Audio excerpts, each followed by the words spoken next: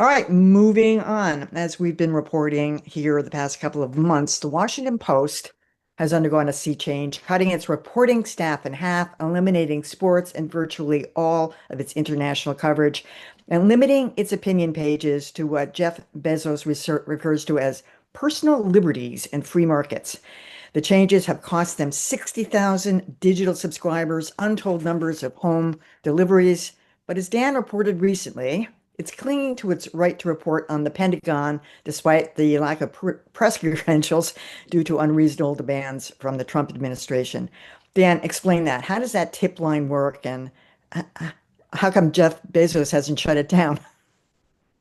Well, first of all, the Post has lost hundreds of thousands of subscribers going back a couple of years to when they canceled an endorsement of Kamala Harris at the last minute.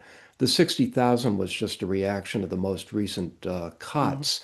A lot of news organizations have posted anonymous tip lines on their websites, and it's a way of protecting their sources.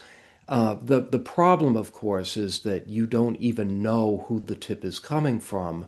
So the journalists have an extra layer of verification they have to do to make sure that what they're getting is authentic.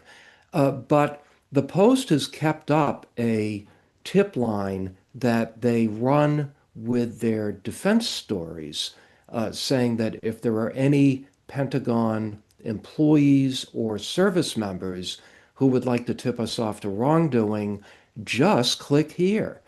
And in the course of the New York Times, in the course of pursuing its own lawsuit, discovered that the administration was objecting to this tip line and is trying to get the Post to either modify it or shut it down entirely. And the Post has just said, no, we're going to continue to do this. This is an important part of our mission. And I think it's important to note that even though Bezos has done terrible damage to the Post, and even though the opinion pages have become something of a joke, the newsroom under editor Matt Murray has continued to do a good job, and I think this is an indication of that.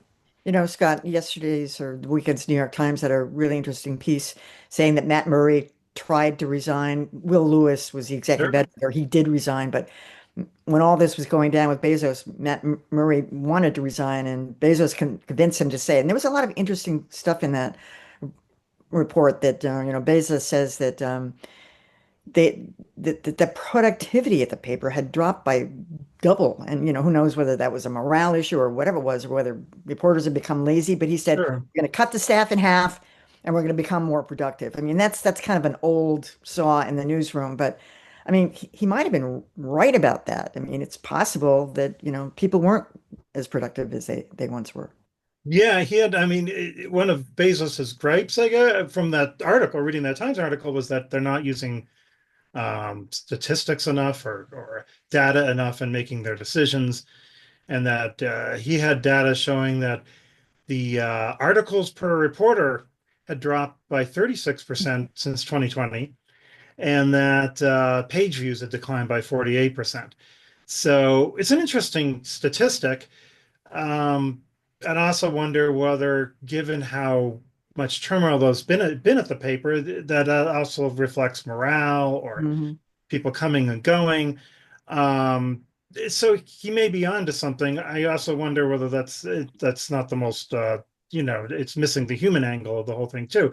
I mean, I think you do get a tendency, like you reported. I mean, you love to spend time on something, so that's why you have editor, right? Or editors, or that shepherd things along.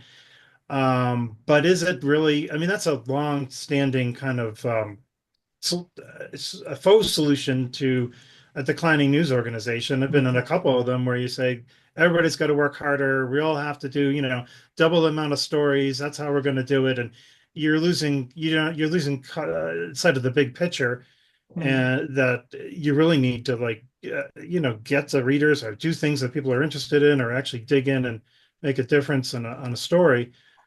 But it's interesting. I mean, he managed to convince Murray to, stay Yeah. on by showing that I am interested. I'm committed to the Post in his kind of clinical way of, of saying it, and that's important. He seems like he's a decent editor, but you know, they have to things have to settle down. Like if people have to believe that they're going someplace and not just Mm. in constant turmoil. I would think maybe they'll do more articles. I don't know, or better articles. Well, I did agree to keep the investigative unit. You know, Lila, it got me curious about whether the Globe does similar measurements. I mean, I got this thing at the end of the year where it told me who I read the most, what kind of articles I read the most. I was actually really fascinated to see, somebody analyze what I do. But I mean, are you guys judged by productivity? I mean, with AI and all this stuff, everybody can keep track of this so they know. Um, but is So that really a measure of quality? Is it a measure of to be completely transparent, there is not a single news operation in this country that does not use metrics. Mm. Not a single one. Everyone is tracking how much productivity you have in terms of the number of articles, in terms of the amount of traffic, in terms of the amount of click-through from various other entry points, newsletters, social media, the homepage versus finding something in search, click-throughs from Google, from back in the day, you used to check click-throughs through Yahoo and Bing too. Now it's not a big thing. So there's no organization that is still operating that does not use metrics in some way to measure how they're doing, both on the company level, but also at the individual level. That said, I think there's a danger in what Bezos had mentioned about we need to cut the newsroom in half and double productivity because it sounds like they're only measuring volume. Yeah. And it takes a lot longer to do an investigative story than it does to rewrite three things from the police blotter. And so if you're just looking at the sheer number of bylines rather than what each person is actually covering, I think you end up with a problem that you see at the Post now where they're rerunning things from 3 or 4 years ago in the paper because they don't have enough to fill.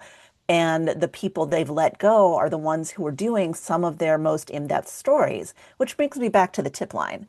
It's easy to keep a tip line open. We don't know what's coming in. We don't know who's monitoring it. They let go of their federal watchdog reporter. So they can keep this tip line open to, needle the Trump administration because the Trump administration doesn't want one.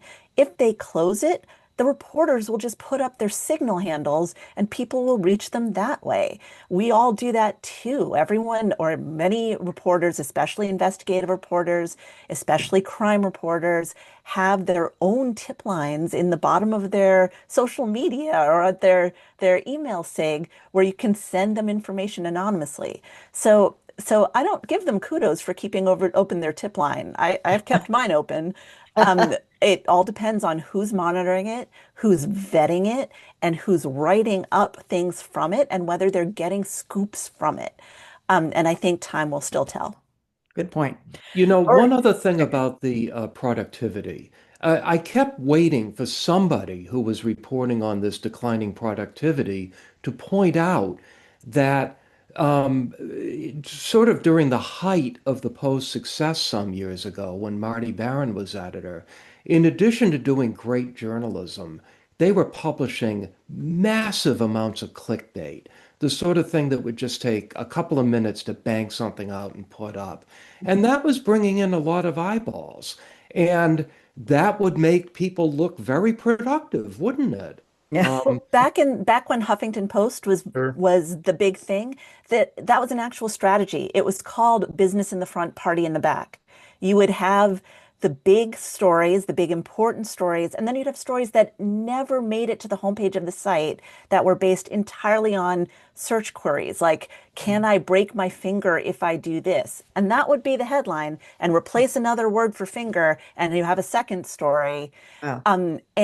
And it would be stuff that people were randomly searching for, non-Huffington Post readers, and it would turn up in search and they'd get some percentage of click-throughs and it made their traffic numbers soar. The hang time, though, the amount of time people were spending on the articles, a couple seconds, Hmm. literally didn't matter. But the click-through rate and the Sure. traffic rate got larger. The audio preview.